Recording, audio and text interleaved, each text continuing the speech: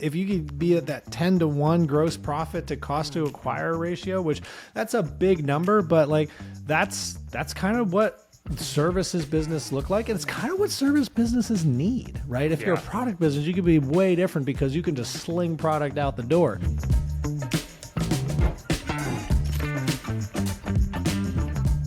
Welcome back, everyone, to Life at 10 Tenths, where we inspire you to live at the pinnacle of your ability and purpose. As always, he is Garrett Fry, I am Matt Pinelli, and we are excited for you guys to be here with us as we get to go down another journey. And today we're going to be talking about money. So if you want to understand your finances, if you want to understand how cash flows through your business and what probably really matters for your own business efficiency, then grab a pen, grab a paper. If you're driving or exercising, maybe just coming back and replay this again. But listen now, because we're going to share kind of our thoughts and what we're coaching people on in terms of how to look at their money so that they can really understand how is that working for their business so that they can, obviously fuel and fund the life that they want. So Garrett, good morning to you, man.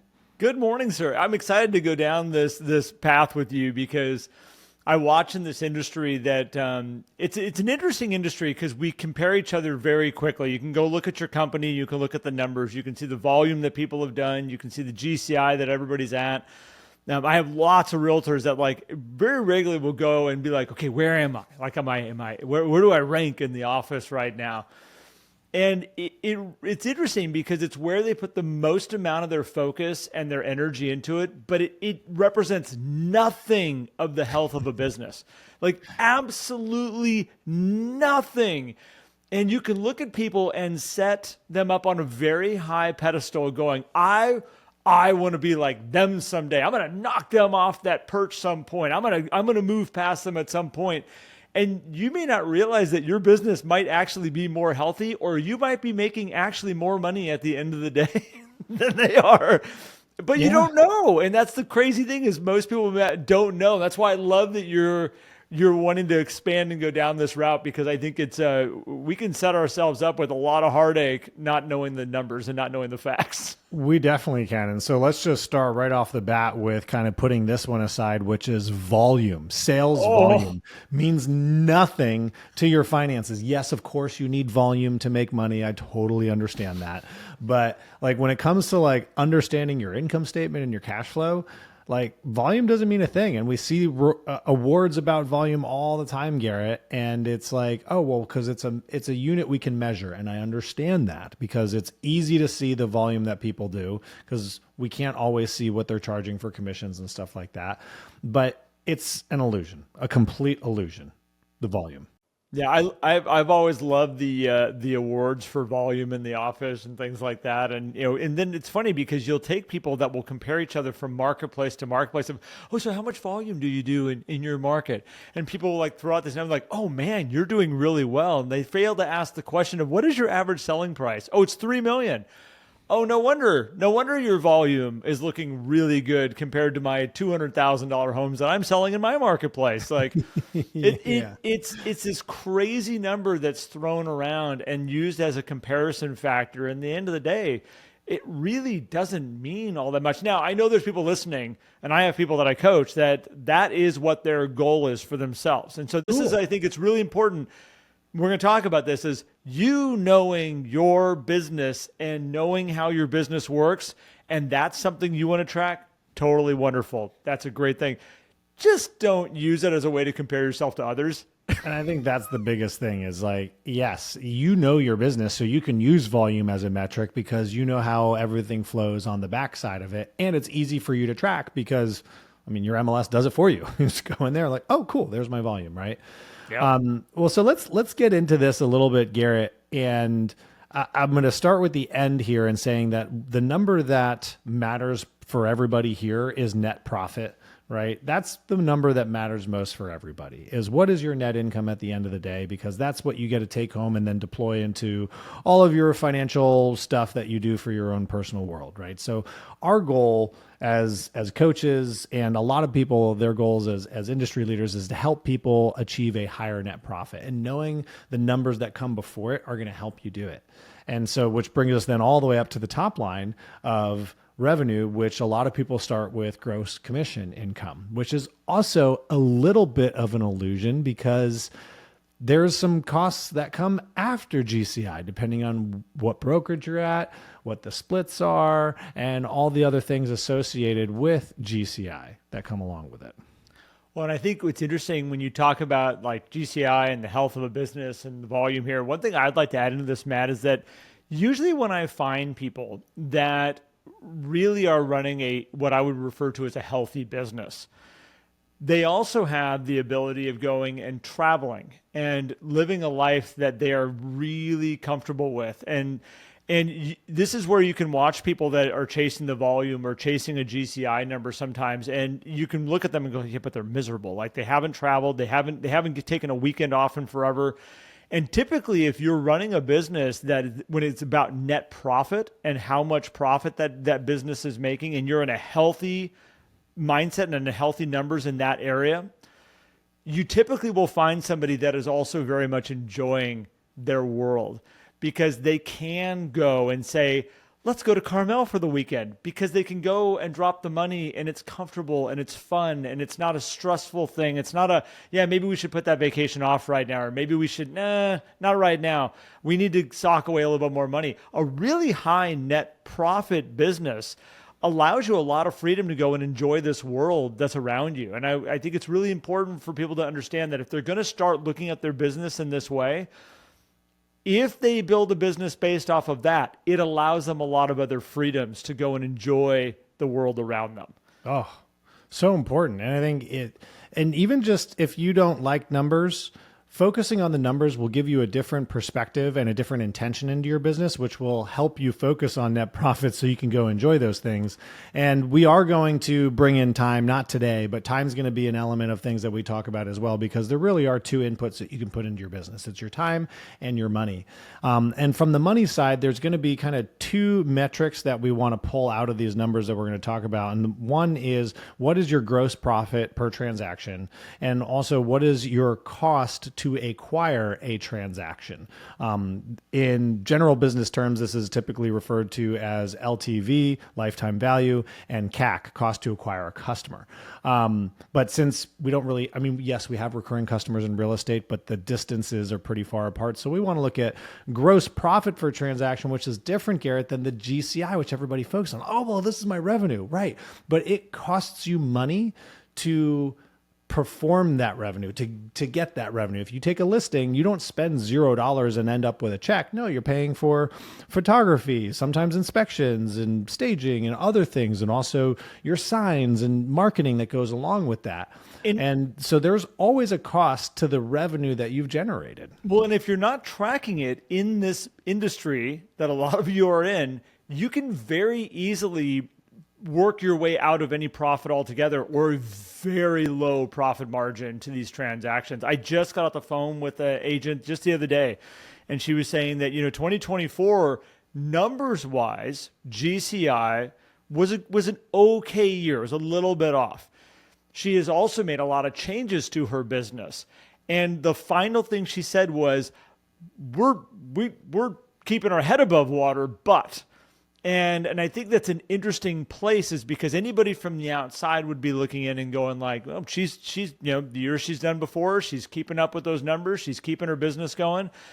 Because on the flip side of that is, if any of you want to go back and listen to Jess Babington, we had her on as a special guest. And if you listen closely, when she talks about her numbers, she will use the word net right after when she talks about the income. She's not talking about GCI. She is talking about, this was my net income running this business. And when you can hear somebody that's willing to share their net, when they're willing to put that on the table and say, this is what my net was, pay attention. They understand their business. They have done the math. They know what their expenses are. They know that they have a functioning operating business. And that's the person you should be saying, I should be learning from them. I should be gathering the data from that person, because net is a powerful number when you know it. Very powerful. And because if you're just focusing on GCI, maybe you're not paying attention to expenses. But here's something that happens too, Garrett. A lot of people will lump all expenses together and say, here was my revenue, here's my expenses, here's my net. Cool. Awesome. That is kind of a basic way of doing it, but gross profit gets missed so much. And this is where you start to separate some of these expenses so you can make better decisions.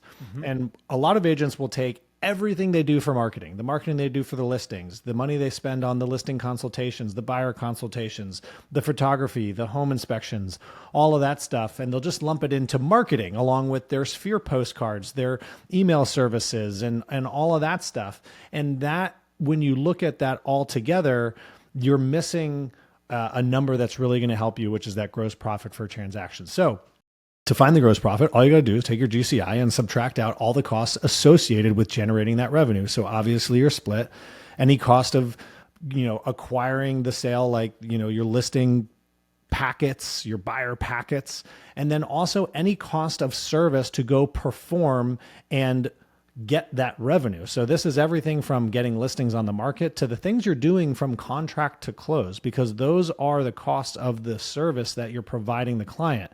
They're not the costs of your marketing. Yes, they might help you get new business because the better service you perform, you get referrals, which is awesome, which is going to reduce your cost of acquisition, which we'll talk about in a second.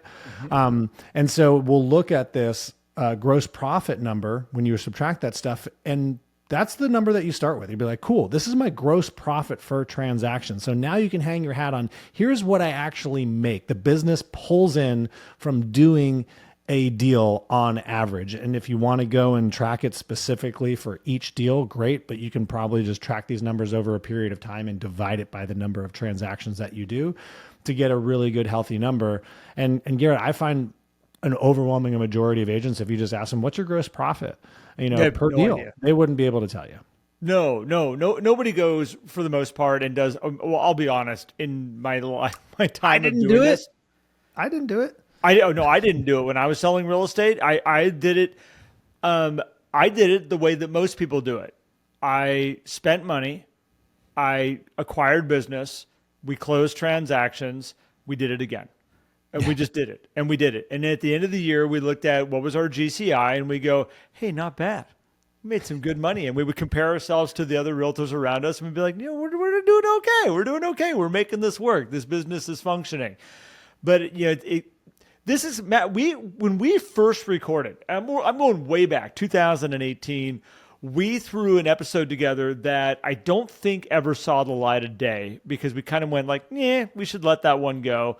Because we were talking about very few realtors are trained how to run a business. True. But they are business owners. But all the classes out there, all the stuff that's given to them, very, very little bit of it is how do you run a business. Most of it is how do you acquire new clients? How do you keep yourself out of trouble? We spend a lot of time doing that. How not to get sued. I spent most of my younger years in real estate walking away going, I don't think I want to be a realtor because I found out I can lose my license this way and I can get sued this way and I can do that. I don't know. This seems, what are we doing? We learn a lot really about risky. That. Yeah, this seems really risky. I'm waiting. My daughter's getting her license right now and I'm waiting for her to take one of those classes and have her come back going, I don't want to do this. It's like, oh, everybody goes through that. Don't worry, you're fine. But I think it's, the actual running of a business, the understanding of the expenses, the understanding of profit margins, the understanding of what does it cost for me to acquire a client. When I get a transaction, what is that transaction actually really worth to me on average? Because then when you know that number, you can start building a business around that. You can say, look, I know exactly how many transactions I need to make my world work. I know exactly what's going to push me above what I need to make my world work. But if you go do the math and you find out that your profit margin is so low per transaction and you're wondering why you're never getting your head above water and you're wondering like, well, even with more transactions, I'm still stressed out. I'm still going, I don't get it. I should be feeling better in my heart and at home. I should be sitting on the couch, at least able to relax. But we did more transactions and I'm just as stressed. Yeah. We have some issues in here, and a lot of it comes down to we got a lot of money going out. We don't understand how this business is working, and there are things you can fix in there. And this is what I love about when you can start to analyze it. you can now start to set some goals around this, Matt. You can take a look and say, you know what? My average transaction, yes, my GCI on that was $15,000, but my actual take home on it was $4,000 or whatever it might be. Yeah. You get a chance then to say, okay, I want to raise my average to here. How would I do that? What are all my expenses? Where am I wasting money? What money's actually working for me? What is not working for me? And what maybe should I be doing different? And this allows you to ask better questions. You get to go to your broker and ask better questions and say, hey, if I was trying to do this, what do we see that works? You get to come to your coaches and ask better questions and saying, here's where I'm spending all my money and what is actually worthwhile and what's not worthwhile. Knowing these numbers and breaking it all down, it's not the fun stuff. It's like counting calories. Yeah. You know, it's one of those like, oh, God, how many calories is an egg again? I got to look at the side of the package and I got to check it all out. But man, when you know it, all of a sudden you are now in the driver's seat. You're not just on this crazy ride. And there's so many systems that exist that can help you do this. Particularly if you do use a credit card for your business and stuff, you can link so many things. Even honestly, downloading transactions and plugging it into a spreadsheet isn't that hard to do. I mean, yeah, it's time consuming and annoying, but it's just moving data around. And what I love about the gross profit number, Garrett, is you said, if I want to raise it, the gross profit's not incorporating your operating expenses. So it is pretty linear. It's like, well, what is my cost of service? Like, do I need to adjust something in the costs associated with serving my clients so that I can raise my gross profit? Or do I need to go out and figure out how do I raise my gross income per transaction? How do I increase my revenue? Am I charging enough for my services that I'm providing? Right. So can I add something real quick? Yeah.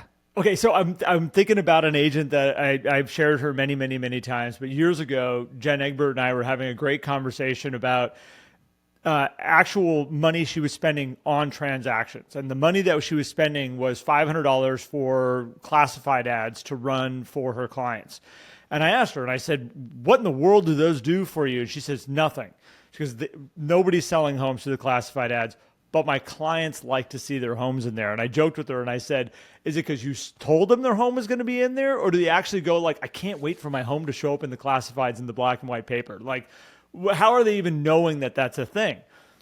And in talking about it, we took those funds and we reallocated and we turned them into a flower fund to give flowers for people.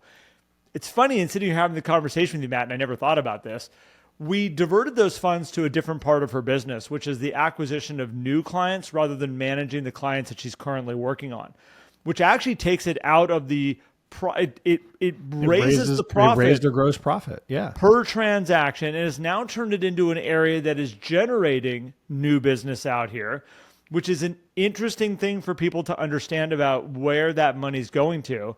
And it makes it even more powerful when I go back to what my wife said, which she said, why are you telling them to move it over there? It's okay just to keep it as profit too. Yeah. Just go move that money to the bottom line, you know?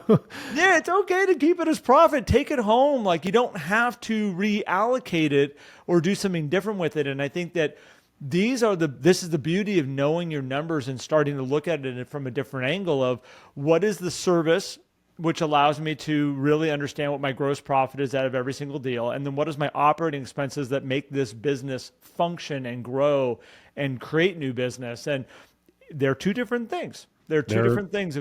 Totally. Again, you got the power if you know. Yeah. Well, and that brings us into the marketing and awareness costs, right? Which come after gross profit. These are the things that you're doing to attract new business, repeat business. And when we say new business, by the way, we're not necessarily talking about brand new people in your world. We're talking about getting a new transaction. So this could be somebody coming and using you again. So inside of this expense bucket is almost everything: your real estate reviews, your postcards, anything that's not associated with, servicing a piece of business, right? And most of you probably know this number because you go and you get it and you try to make it as high as possible so that you can reduce your tax bill at the end of the year and all that stuff. But if you take that number, all the money that you're spending on acquiring new business, and divide it by the number of transactions, now that is your cost to acquire a transaction, right? And hopefully that number is smaller than the gross profit per transaction, because if it's not, we still haven't gotten to operating expenses yet. So your business is probably not looking very good. And we want that number to be, probably significantly smaller. And there's a lot of different, kind of maybe opinions on there. Generally, kind of a rule of thumb for service-based businesses, which what we are, is to have a ratio of 10-to-1 gross profit to cost to acquire. And if you're hitting that ratio, awesome, great. If you're not hitting that ratio, it really depends on how do you feel about your business. The most important thing that I would look at here is once we know this ratio, so we have our gross profit per transaction and our cost to acquire transaction, you have that ratio. Now you track it year over year, 6 months over 6 months. What's happening to that ratio is going to tell you about the direction of the efficiency of your business in terms of acquiring business and doing business. And so if gross profit goes down and that margin, that ratio gets squeezed a little bit, it's like, ooh, are we adding something into our cost, or are we not making as much money per transaction on the top line? And if the cost to acquire is going up, it's like, hey, is something that we're doing not really working well anymore? So as those ratio changes, you're going to be able to have some insight on where do I need to go analyze my business? Because if you're just saying, hey, I'm not making as much money this year as I did last year on the net profit bottom line, and you're like, I'm going to go attack all my expenses. Like, whoa. Which one changed the most? Like if gross profit per transaction stayed stable, we don't need to attack that. We need to attack cost to acquire because that probably went up significantly. Or maybe your operating costs, which are typically fixed, we spent money on something that maybe we didn't need to spend money on. Maybe we're spending money on the CRM that we're not using or things like that. Because the operating costs are always a fun one. And sometimes there's a lot of bloat in there. A lot of times there's not much you can pull out of there because most people just have their membership dues and stuff like that in the operating bucket. But that marketing and awareness bucket, that's where a lot of action happens. And if we understand that, we can make some more educated decisions. Well, and I think, okay, so like it can happen pretty quick because you can spend money on a new marketing platform. And if it's just money going out with nothing coming back in, let's say it's not generating anything, it's going to hurt. Like you're going to see it pretty strong because there's nothing to offset it. It's just more money going out the door. By knowing it, gives you that chance to be like, okay, I added this thing in. I had to test it. There's some of these things you won't know until you get a chance to test. And you very quickly can look and see, okay, based on my ratio, based on my numbers, like how did it affect my business as I made these adjustments and I started to look at this business in a different way and really start to understand where these numbers are going. I have watched it where people have literally just poured money into certain areas going like this is going to change my business. But again, by not knowing these numbers, Matt, they're just kind of hoping. Yeah. They're hoping that it's going to be better. They're hoping they're going to make more money per transaction. And, you can look at the last couple, year here, 6 months, give yourself a year with all the new agreements that we're having to do with buyers and sellers. And it's being done still a little bit different in a lot of areas. People are, finding their new, what they would say, I guess we're going to kind of get comfortable making this much per transaction. They can't say this is the standard, but there's kind of an equilibrium that things just kind of settle down to is what kind of happens. There's a lot of people realizing that, like, wow, I didn't realize that me just taking it for a little bit less because I didn't want to have the conversation. I didn't want to push it too far. I didn't want to actually show my value and basically say like, look, this is what you're getting and why I'm still worth this amount over here. Like, that's actually, I'm doing the same amount of transactions, but I didn't realize how much that is hurting what I'm doing. At the same point, I've had people over the years that have charged an extra percentage point above what kind of everybody else is doing by bringing a lot of value, showing their numbers. And at the end of it, they just kind of go like, well, I'm making a lot more per transaction. I've got more money coming in, but it's like, but how much? Are you adding in more services and it's actually offsetting it? Are you still making the same amount of money you were before? Like, it feels like more money. GCI feels like more money. That definitely feels like bigger and better. But I mean, I've seen people add in so many extra services to get that extra percentage point that at the end of the day, it's like, I don't know if it's worth it. gross profit maybe was the same, or maybe, like, I've seen people like, I'm going to pay for all the staging and do this, and it works on this one listing. All right, cool, it works on that one. But then if you start doing it, like, what's the trend? Using the flower budget as an example that you brought up, the $500. Let's say, okay, instead of just taking that right to the bottom line and being like, cool, I got now $500 extra profit, we move it out of the cost of service. So our gross profit goes up and we move it into the marketing. And so our net profit stays the same. But then all of a sudden what happens is our cost to acquire goes down, even though we're spending more money, because all of a sudden doing flowers generated 2-3 extra deals. And so we actually now spent a little bit more money. So let's say our total cost to acquire a customer was like $5,000 for an example. And now all of a sudden it's 55. We put 500 in there. And so we're like, oh, it's going to 5,500. But if it generated a lot more business, maybe the actual cost to acquire went down to 4,500, even though the total amount of money spent went up, but the transactions went up so significantly, it drove that number down. People like, I know it's like, thinking of it as I say it, people are like, that can't be possible. That math doesn't math. Oh, it maths. Oh, it maths. You just have to give it time to work. And now all of a sudden your net profit is $1,000 up per deal, because we reallocated that money into a different bucket that's actually producing more customers. So you mentioned staging, and I actually had a specific example just recently happen of this, where I had somebody that was like, I do staging for all my listings. It's what I do. It's my service that I offer. They can always expect that from me. That was cool when those listings were selling in a week. And it was like, I will do staging for every one of my homes, guaranteed. I'm on it. We're going to get that thing staged and looking great. Agent that I was talking to, now we're on month 2 of some of her listings and 3 of some of her listings that are sitting. And it's not that they're bad listings. It's just that is the way her market is kind of running right now. Everything is kind of sitting a little bit longer. Things are still selling. These properties still sold. But what's fascinating is all of a sudden she's saying, I can't offer staging now, because 1 month was fine. Well, it wasn't even a full month. 2 months, 3 months, I am at some point here not making any profit on this deal anymore. Like, it is pushing me out of this being a profitable business. And these are the things you've got to understand, especially as we start accumulating or potentially going into a marketplace that you might be holding on to these longer. You got to be careful what you're committing to. I come from a marketplace that, yes, we did have 34 months of inventory when I was selling. I did not take listing agreements for less than a year. And people would be like, the same thing. It's going to take a year to sell my home. It might. We just got to be prepared that this is what marketplace we're getting into. And my hope is to sell it fairly quickly, but there's a chance we could be here for a little bit trying to figure this out and work through this market. You can easily kill yourself in expenses, but when a home is selling in 1 week and things are moving as fast, you can easily make promises and things that, like, you're not going to accumulate those expenses. It's just I know this is a one-time, it's good, we can do it, we're profitable, move along. We got to be careful. We start taking a look at it. I love that you brought this up, Matt, because we need to start paying attention to this and taking care of it and understanding running a real business like a real business, which that's why I brought it up, is that most realtors have never been trained how to run a business. They've never been trained how to look at the numbers. They've never been trained how to do a P&L sheet. They usually only do it when they're in trouble and their tax accountant is going, what are you doing? Wait, hold on. This isn't working.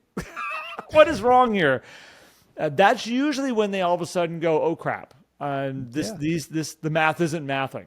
Yeah. It's like, wait a minute, this doesn't work. So, we didn't talk about operating costs, because I think those are pretty, self-explanatory. That's basically anything that we didn't talk about in terms of expenses can probably go in your operational. I put operational and development, Garrett, into those buckets because they're usually fixed things. They don't impact how revenue is generated. I mean, yes, indirectly they do, because if you improve yourself, improve your business, improve the structure, hire the employees to get your time back and all that stuff, that's going to help you operate better. But operation expenses are usually kind of the last things that we want to bring in, unless they're necessary. Membership dues being one of those things. But you did bring up, hiring on people, and I've watched people just recently that did grow and build because they have a growing and building real estate business, and what they're realizing right now is like, yeah, I brought these people in, but I don't have enough business to back up Yeah. these people over here. So it's like we're making less money at the end of the day. Like this isn't working. At the same point, you can see the exact opposite. If you've got really good people in your wheelhouse that are allowing you to go do more of the right things, be out there, maybe even spending less money because you get more time to be face to face. Because at the end of this, Matt, everything that we have learned and we know over all the years of us doing this, referral relationship businesses are really inexpensive. Like, Oh yeah. really Well, inexpensive. that's why we're to looking run. at like 10, if you could be at that 10-to-1 gross profit to cost to acquire ratio, which that's a big number, but like that's kind of what services business look like. And it's kind of what service businesses need, right? If you're a Yeah. product business, you could be way different because you can just sling product out the door. But the other element that we didn't talk about, which we will, is the time, and having that high ratio and high margins is there because the value of your time is massive. And that's really what's getting deployed into this business. So we want the numbers to look amazing so that your time can look good too. Because if the numbers don't look good, you probably are running yourself around ragged. Yeah, it's where burnout happens a lot. It's where we watch people that are just like, I am not having fun Yeah. anymore. And it's because you are pushing yourself too far in too many different directions. And a lot of times I have found more than often than not, you cut a lot of stuff out, free up some time, free up some revenue, and all of a sudden it's like, oh my gosh, I just was spread this thing out way too thin because I was doing all the things that I was told I was supposed to, or the industry says we're supposed to be doing, or my neighbor's doing over here and they look like they're successful, so I'm going to do it also.